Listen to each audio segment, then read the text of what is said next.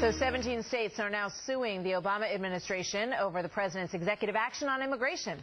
Texas is leading the effort against the White House, but the lawsuits are coming from all over the country, and they're not coming from just border states, as you can clearly see from this map. Joined now by Texas Attorney General Greg Abbott. He is leading this effort, and he will be the next governor of Texas as well.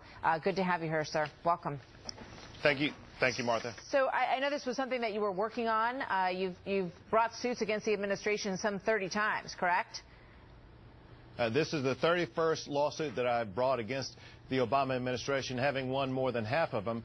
But, Martha, this may be the most serious one because this is the most serious abdication of presidential authority. If a president can get away with extending his powers to do things like this, there could be no constitutional limitation on what the president could do. That is why this lawsuit is so incredibly important. So the White House, as you well know, says that they're just delaying action against some of the family members of the Dreamer children who were already given a pass to stay in this country. Now they're extending that to some of their families over the next several years. That's going to be their argument, that they have the executive authority to delay prosecution, correct?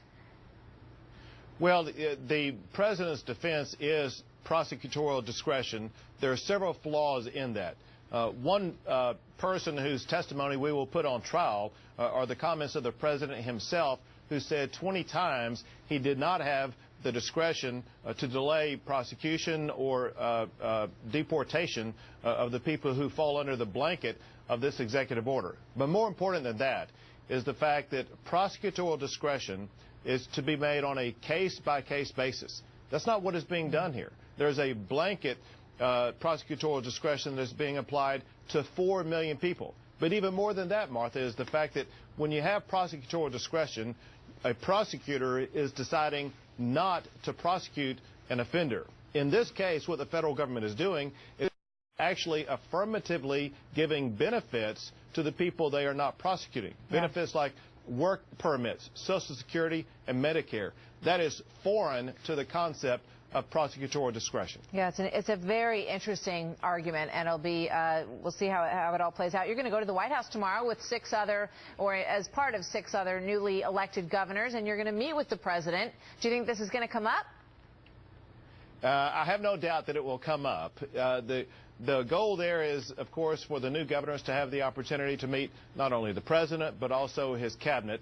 Second, to talk about economic development, something that Texas has taken a leadership role in.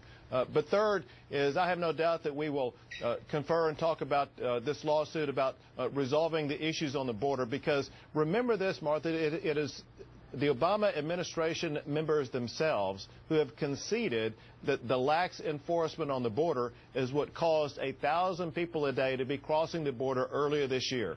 If they continue to do things like offer amnesty or deferred action, Texas will bear the brunt of this ongoing cross-border activity. We need to work with the president, with the administration, with Congress to ensure they get the border problem fixed.